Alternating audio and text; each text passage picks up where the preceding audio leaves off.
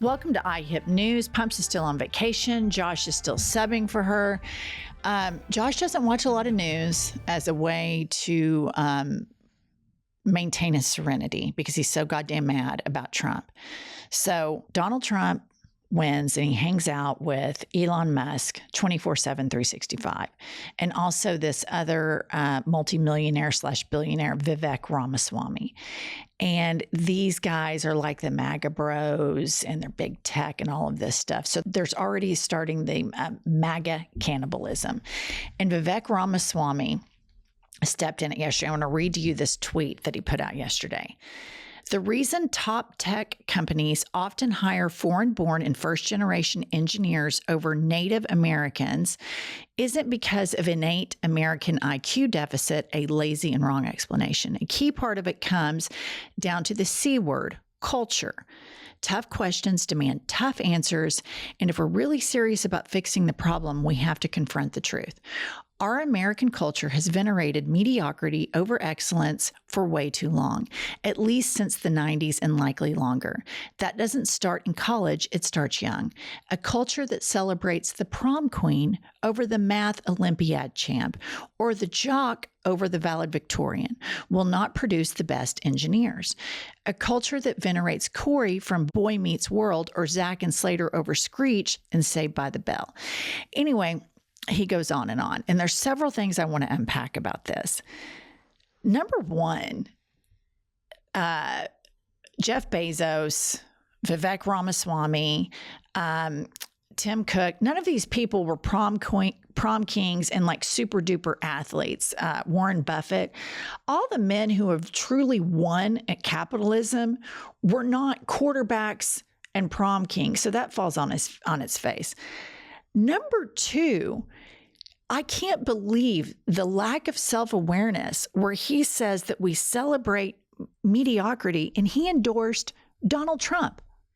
Right. I mean, that's the first thing that jumped off the screen as you're reading it to me in my mind is that's exactly what America did when they celebrated and elected Donald Trump is they opted for ignorance, subpar mediocrity, and then celebrated it. That's what our culture, that's what our country has somewhat become, is if you can make a mean soundbite and you can put someone down, if you can laugh at their expense. You know, I was thinking to myself the other day, Donald Trump may have established for one of the first times in our country the fact that, you know what, nice guys really do finish last. You get rewarded. You get trophies, you get celebrated if you're the biggest motherfucking asshole in the world. That's what this lesson has taught. Unfortunately, my boys, our kids, other kids that are growing up is that, hey, you can be the racist asshole. You can fuck hookers. You can have sex, cheat on your wife. You can do it all. You can have this smorgasbord of debauchery. And the American people are going to love you for it. They're going to celebrate you. They're going to think it's okay. And unfortunately, what that does is it normalizes all of those things. The racism, the infidelity, the dishonesty, all of it is highlighted with an exclamation point and said, hey, that's okay. This is our guy. Fuck the rest of them. This is our guy. And it just is amazing to me that these people, these billionaires around him, they jump onto this anti-immigration push that Trump campaigned on because he did like Hitler did. He identified a common enemy for everyone to hate. This is the boogeyman. Here's who's coming to get us. It is this caravan of immigrants. That's what Hitler did with the Jews. And then lo and behold, all of these, billionaires, guess what they want? Immigrant labor. They know that they can import it from India and make these people work 80 hours a week, pay them $70,000 a year, and they can't do that with Americans. So now you have the MAGA faithful, like this crazy lady Laura Loomer, who's just eviscerating Elon Musk, who is supposed to be the champion of free speech. So she starts calling him out in this inner MAGA cannibalism that happened yesterday. And guess what the big champion of free speech does? He takes away her Twitter verifications, her blue check mark, and all of this stuff. So the biggest thing that I see that jumps off the page for me is all of these guys, Trump and all of these nuts that surround him. They think the rules that apply to everybody else don't apply to them. That if they want immigrant labor, they can have it. But when they need to wedge issue immigrants and dehumanize them and concentrate them and have all of these, people that just salivate over the cruelty of being mean to immigrants, they use that. But then, hey, we need our particular brand of immigrants. Yeah, the hypocrisy. But I think, in my opinion, all of these guys are making these decisions. They're saying these things, using this rhetoric, and it's all because of money. It's all, Jeff Bezos and Elon Musk, these guys that are kissing the ring, they're all doing it because of money. And I don't know if they feel that way about immigrants. I don't know if they really want to deport them or not, but they'll say they do. That means they get access to Donald Trump and they can make money. And now they're kind of backing off of it a little bit and saying, hey, we need immigrants. I mean, corporate America and all of these guys, they're going to say whatever it is they have to say to make money for their corporations and to be closer or have access to this president. I think that's what it's taught us. I honestly don't know if they feel that way about immigrants. It sounds like there's a lot of Republican pushback on, hey, we need some of these people. But again, like we talked about, I think in a previous episode, immigration has become the boogeyman. That's what Republicans use that for. I don't know if they really feel that way or not, but they feel like it's an issue that they can divide the American people. Well, every 4 years, Fox starts beating the drum. Yeah. The caravans are coming, and they know that for white Americans, that there is a huge racist default setting. They know that. And it's all done by design. Where the Republican Party has been successful is with their extension of their propaganda news network. They have taught the American public that regulations are bad. And actually, regulations are very good. We need regulations. Businesses don't like them because they don't have as much profit.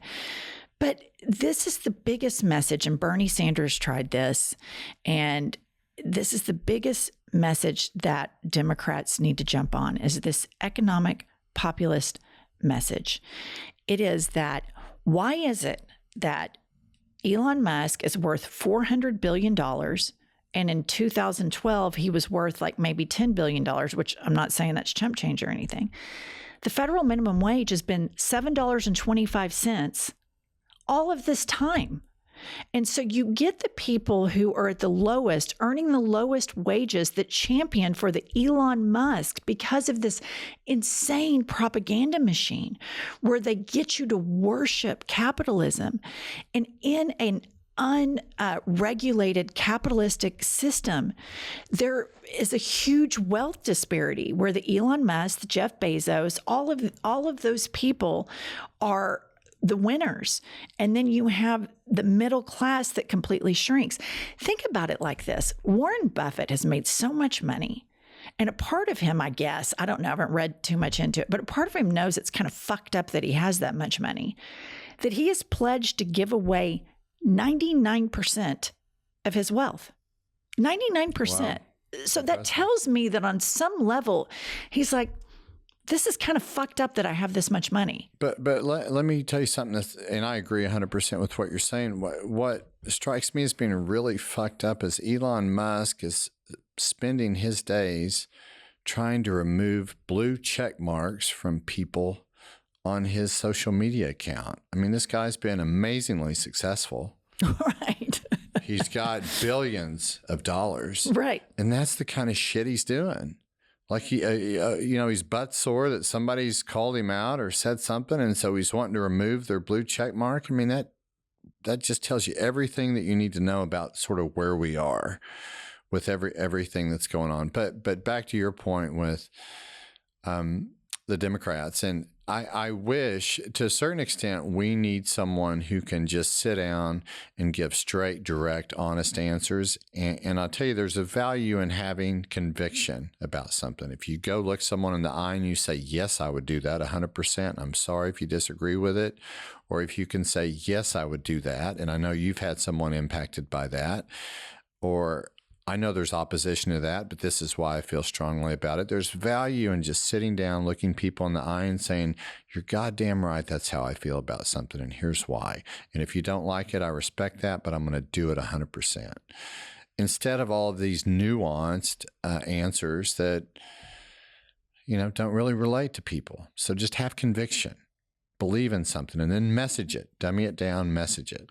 No, I completely agree. And I think that the Democrats need to have, again, a two-pronged strategy. The first prong is to label MAGA for the greedy, fake Christians that they are. Because if you say you're a Christian and you voted for Donald Trump, you've been exposed as being a hypocrite. So start penetrating and start throwing that dagger immediately and labeling them for valuing the rich over helping the marginalized. And we need, because that's what Trump does very successfully, the radical left lunatics. And, he goes on. And then I think the second one is this strong populist economic message. Why the hell has the minimum wage not been raised? And it has been raised because it helps shareholders. Right. And Bernie Sanders does a really good job with that. I mean, I think we messed with Bernie. But I agree. But I agree that the last thing I want to say, and this has been Jennifer and I's policy for years as it relates to our children. Anytime someone tells us that they come from a good Christian family, a good Christian home, we immediately look over to our children and say, you cannot, under any circumstances, spend the night over at that house. That the fact that you come from a good Christian home, in our eyes, is viewed as a sign of weakness. It's viewed as a liability. It is. So I just thought that the listener would have some appreciation for our personal disdain for religion. Yes. When you are an open-minded thinker in a red state, you see the damage of it so clearly. You see how it has damaged and kept the most marginalized even further marginalized. And you see how effective religion is at getting people to vote against their best interest and getting people to vote against what they say their, quote, Lord and personal Savior would want them to do, which would want them to help the marginalized. Instead, they help corporate America. I agree. I like to tell people that I forgive them for being God worshipers. I forgive you for that. I overlook it. I'll still have conversations with you. I'll talk to you. I'll be somewhat friends with you, despite the fact that you worship Jesus Christ. You're still going to have a friend in me. That's right. All right. We'll see you guys later. It's so entertaining. Tap the vein. So